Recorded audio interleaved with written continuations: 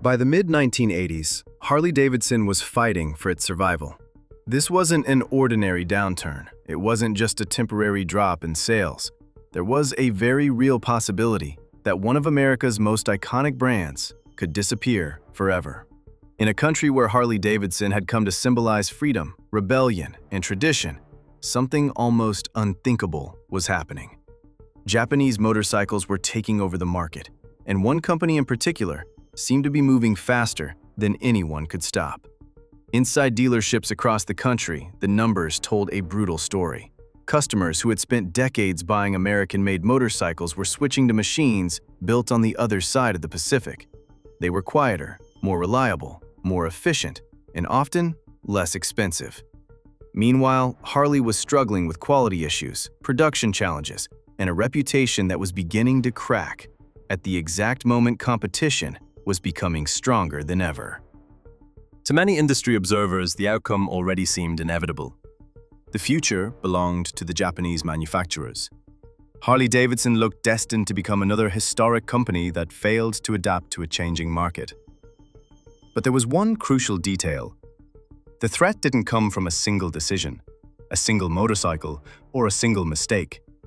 It emerged from something much bigger, a transformation that was reshaping the entire global motorcycle industry.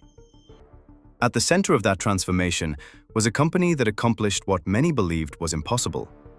It entered the American market, challenged established manufacturers on their own turf, and won over customers who had remained loyal to domestic brands for generations. The impact was so severe that Harley-Davidson was forced into survival mode. The company sought government protection. It pushed for trade measures. It restructured operations. It reinvented the way its motorcycles were built. At times, it seemed as though every decision was being made against the clock. What makes this story even more remarkable is that it was never really about motorcycles alone. It was a battle between tradition and innovation, between national pride and global competition, between a company that believed its legacy would protect it and a rival determined to rewrite the rules of the industry. Today, Harley-Davidson still exists. Its name still carries a level of recognition that few brands in the world can match. But there was a period when that future was far from certain. There was a moment when the company came dangerously close to becoming a relic of the past. And it all began when a foreign manufacturer decided to enter a market many believed was untouchable. A decision that sparked one of the most important business rivalries in motorcycle history and raised a question that still matters today. How did one of America's most iconic brands come so close to disappearing? To understand how this threat emerged, you have to go back to a time when Harley-Davidson seemed untouchable. For decades, the American motorcycle market had been shaped by domestic manufacturers who understood exactly what their customers wanted. Motorcycles weren't viewed simply as vehicles, they were symbols of identity.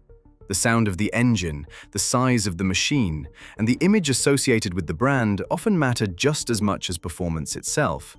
In that environment, Harley-Davidson built something few companies ever achieve. It wasn't just selling motorcycles, it was selling a lifestyle.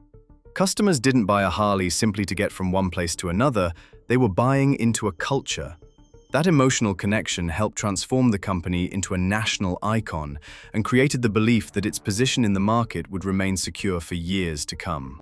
But while Harley was strengthening its reputation in the United States, a quiet transformation was taking place on the other side of the world.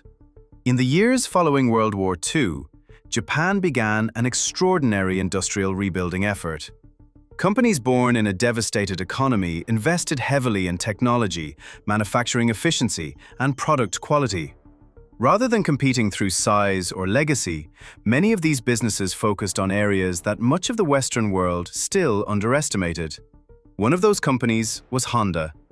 At first, few Americans viewed Honda as a serious threat.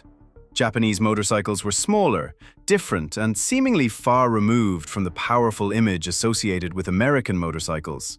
To many consumers, they didn't even belong in the same category as the large bikes rolling out of American factories. But Honda wasn't trying to beat Harley-Davidson at its own game. It was creating an entirely new one. While much of the industry focused on existing motorcycle enthusiasts, Honda saw a much larger opportunity. Millions of people had never seriously considered owning a motorcycle. They wanted practicality, affordability, and reliability. They weren't interested in the rebellious image traditionally associated with motorcycle culture. The strategy seemed simple. Its impact would be enormous. By offering motorcycles that were affordable, easy to ride, and exceptionally reliable, Honda began attracting an entirely new type of customer. Instead of fighting over existing riders, the company was expanding the market itself. The more people bought Honda motorcycles, the more visible the brand became. The more visible the brand became, the stronger its reputation for quality grew. At the same time, Honda was investing aggressively in engineering, manufacturing, and quality control. Its factories operated with levels of efficiency that many competitors struggled to match. That allowed the company to reduce costs without sacrificing the final product. The results became impossible to ignore. Japanese motorcycles started gaining traction not only among first-time riders, but also among experienced enthusiasts. Many customers realized they were getting modern, dependable, technologically advanced machines at highly competitive prices. The shift was gradual, but it never stopped. Meanwhile, many traditional manufacturers struggled to adapt. Some continued relying on decades of brand prestige, others assumed customer preferences would never fundamentally change. At the time, that belief seemed reasonable. After all, tradition had protected industry leaders for generations. But the market was beginning to value something different. Reliability was no longer a bonus. It was becoming an expectation. Efficiency was no longer an advantage. It was becoming a requirement. Consumers were starting to make more rational purchasing decisions, comparing performance, maintenance costs, durability, and overall value. It was in this environment that Honda stopped being just another foreign motorcycle company. It became a force capable of reshaping the entire industry. And the further it advanced, the more obvious one reality became. The threat facing Harley-Davidson wasn't the result of a clever marketing campaign or a temporary trend. It was the result of a fundamental shift in the market itself. A shift that played directly to Honda's strengths and exposed weaknesses Harley could no longer afford to ignore. Honda's advantage didn't come from a single revolutionary motorcycle. It came from its ability to turn thousands of small advantages into a force that became almost impossible to stop. While many manufacturers continued operating on their traditional industrial models, Honda was constantly refining its processes, eliminating inefficiencies, and building systems that allowed it to scale production without sacrificing quality. The result was a combination few competitors could match. Its motorcycles were reliable, affordable, and technologically advanced at the same time. As the years passed, Honda stopped being viewed as an alternative. It became a benchmark. Each new product strengthened its position. Engines became more efficient, performance improved, reliability continued to set new standards. Its reputation spread among consumers who previously would never have considered buying a Japanese motorcycle. What began as a strategy to reach overlooked customers evolved into something far bigger. Honda was no longer competing in a niche. It was competing everywhere. Its influence extended far beyond dealership showrooms. The company invested heavily in racing, engineering, and technological development. Every victory on the track served as public proof of its technical capabilities. The message was clear. Honda wasn't just building practical motorcycles. It was building world-class machines capable of competing with anyone. At the same time, its manufacturing system became one of its most powerful weapons. Traditional competitors often struggled to match the speed at which Honda introduced improvements. New production methods were implemented continuously. Problems were identified and solved quickly. Operational efficiency allowed the company to maintain competitive pricing while consistently improving quality. The impact on the American market became impossible to ignore. Consumers who once purchased motorcycles out of brand loyalty began evaluating them through a different lens. They compared fuel efficiency, maintenance costs, reliability, and long-term value. In many of those categories, Japanese motorcycles held a clear advantage. The shift didn't happen overnight, but by the time it became obvious, it was already massive. Japanese manufacturers steadily gained market share across the United States. Honda, Yamaha, Suzuki, and Kawasaki expanded their presence and captured an increasing percentage of motorcycle buyers. Among them, however, Honda occupied a unique position. It wasn't simply selling motorcycles, it was helping define where the industry was headed. Its influence reached dealers, suppliers, and even competitors. Companies that had dominated the market for decades suddenly found themselves reacting to trends established by a foreign manufacturer. The center of gravity in the motorcycle business was beginning to move. What once seemed impossible was now unfolding in plain sight. At the same time, Honda was expanding far beyond motorcycles. Its industrial capabilities allowed it to enter new markets, develop new technologies, and strengthen its financial position. Success in one area fueled investment in another. The larger the company became, the more resources it had to keep growing. It was a cycle that was incredibly difficult to disrupt. Honda also achieved something every great company strives for: trust. Owners shared positive experiences, mechanics respected the consistency of its engineering. Customers returned to buy more advanced models as their needs evolved. That trust created a loyal user base that grew year after year. In many markets, buying a Honda stopped being a calculated decision. It became the obvious one. For millions of consumers, a Honda represented the safest choice available. That perception created a competitive advantage that couldn't be copied overnight. Reputation isn't purchased, it's earned. While Honda continued its ascent, many competitors struggled to keep up. Some lost relevance. Others watched their market share slowly erode. Many discovered that competing against a company this efficient required deep structural changes they simply weren't prepared to make. But no company embodied that pressure more than Harley-Davidson. The American icon still carried enormous cultural weight. Its name still commanded respect. Its motorcycles still possessed a unique identity. Yet the business reality was beginning to tell a very different story. Consumers were changing. The market was changing. And Honda seemed to understand those changes before anyone else. At the height of its rise, the company had become far more than a motorcycle manufacturer.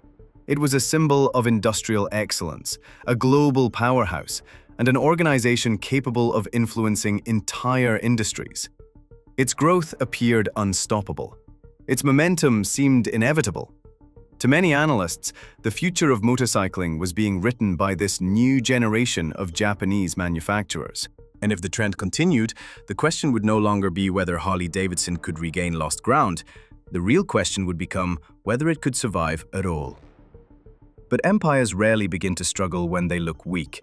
More often, the first signs of vulnerability appear when everything seems to be working perfectly. And that is exactly what happened. As Honda solidified its position as one of the most respected manufacturers in the world, subtle shifts began emerging within the very market it had helped create. Its extraordinary rise had been built on a powerful formula: efficiency, reliability, and relentless expansion. For years, that combination seemed unbeatable. Whenever a new challenge appeared, Honda responded with better engineering, greater scale, and stronger competitiveness. The problem was that success itself was beginning to change the conditions that had fueled its growth. Consumers were changing once again. The generation that had driven the boom in affordable motorcycles no longer had the same priorities. Many buyers who once focused primarily on practicality started looking for something more. Design, identity, lifestyle, and exclusivity began carrying greater weight in purchasing decisions. In other words, the market was becoming less driven by logic alone and increasingly influenced by emotion. And this was precisely where Harley-Davidson remained exceptionally strong. Despite years of financial pressure and shrinking market share, Harley possessed something no Japanese manufacturer could easily replicate: a sense of belonging. Its customers weren't simply buying a motorcycle, they were buying into a story, a tradition, and a community built over decades.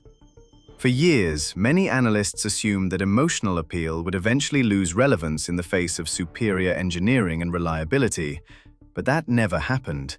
If anything, the opposite occurred. In certain segments of the market, brand identity became even more valuable. At the same time, Harley-Davidson was undergoing a transformation of its own. The pressure created by Japanese competition had been so intense that the company was forced to rethink nearly everything. Manufacturing systems were redesigned, quality standards improved dramatically, production methods inspired by the very efficiency that had made Japanese companies successful were adopted internally. The company that once seemed destined for decline began a slow and unexpected recovery. This became one of the most important turning points in the rivalry. For years, Honda and the other Japanese manufacturers had been viewed as the future of the industry. Now, Harley was learning from its competitors and fixing weaknesses that had once appeared impossible to overcome. Meanwhile, Honda faced a very different challenge. Running a massive global enterprise is far more difficult than building one. The larger a company becomes, the harder it is to maintain the speed and flexibility that fueled its rise. Processes become more complex, markets become more diverse, priorities begin competing with one another. Honda wasn't making catastrophic mistakes. There was no single billion-dollar mistake that suddenly put the company at risk. The challenge was far more subtle. The company remained exceptionally good at delivering what customers needed on a functional level. But parts of the market were beginning to seek something beyond functionality.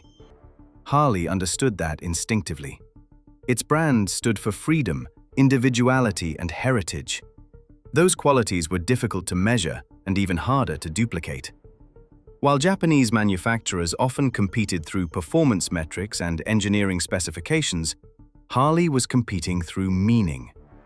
That distinction began creating a growing tension across the industry. From Honda's perspective, continuing to focus on engineering excellence, product quality, and operational efficiency was entirely rational. After all, that strategy had transformed the company from a small Japanese manufacturer into a global powerhouse. There was no obvious reason to abandon a formula that had worked so well, but because it had worked so well, it also created a blind spot. Past success can make it harder to recognize when part of the market is evolving in a different direction. At the same time, broader pressures were beginning to reshape the industry. Regulations changed, costs increased, competition intensified. Markets that had once experienced explosive growth began to mature. Instead of winning brand new customers, companies increasingly found themselves fighting over existing ones. And gaining market share is very different from defending it. It was in this environment that the rivalry entered a new phase. Harley-Davidson was no longer fighting simply to survive. Now it was fighting to regain relevance. Its strategy increasingly focused on the very qualities that differentiated it from Japanese competitors. Authenticity, heritage, and cultural identity became strategic assets rather than nostalgic leftovers from the past. Honda remained enormous. It remained profitable. It remained technologically advanced. But the battle was no longer being fought solely in factories, engineering departments, and production lines. It was being fought in the minds of consumers. And that was a far less predictable arena. For the first time in years, it became clear that efficiency alone could not guarantee permanent dominance. Superior technology did not automatically erase the power of an iconic brand. And market leadership did not mean competitors were finished. What made the situation especially fascinating was that nobody had made an obviously foolish decision. Honda's choices were entirely consistent with the strategy that had built its empire. Investing in technology, manufacturing excellence, and operational superiority remained logical decisions. But markets rarely stand still. The same forces that had powered Honda's rise were gradually creating new challenges. The environment that enabled its global expansion was changing. And as that change unfolded, Harley-Davidson was doing something few people would have believed possible years earlier. It was finding its way back into the fight. The result would not be Honda's downfall, nor would it be a decisive victory for Harley. The real turning point was something more important. For the first time since Japanese manufacturers began dominating the American motorcycle market, the idea that Harley-Davidson could survive no longer seemed unrealistic. And once that perception changed, the entire rivalry changed with it. Harley-Davidson's recovery did not mean Honda collapsed. And that may be what makes this story so fascinating. Unlike many famous corporate battles, there was no absolute winner and no total loser. What happened was far more complex. The market matured, consumer preferences evolved, and the entire motorcycle industry was reshaped by the consequences of this rivalry. Honda remained a global powerhouse. Its presence stayed strong across multiple continents. Its engineering capabilities continued to rank among the most respected in the world. Its products remained synonymous with reliability for millions of customers. The company did not lose its relevance, it did not disappear, and it was never overtaken in the same dramatic way that many of its competitors had been. But it also failed to eliminate Harley-Davidson. What had seemed inevitable during Harley's darkest years simply never happened. Harley survived. More than that, it rebuilt its position by leaning into the very qualities many people had considered outdated when the Japanese invasion of the American motorcycle market began. Its identity, its history, its emotional connection with customers. While Honda continued dominating through engineering, efficiency, and innovation, Harley carved out a unique position based on authenticity, heritage, and culture. The result was a new reality for the market. On one side were companies winning customers through technology, performance, and value. On the other were brands offering belonging, identity, and meaning. Neither model was enough on its own, and neither could be ignored. This shift revealed something important about business itself. For years, many companies believed superior products would inevitably defeat inferior ones. The rivalry between Honda and Harley-Davidson showed that reality is far more complicated. Quality matters, technology matters, efficiency matters. But powerful brands matter too.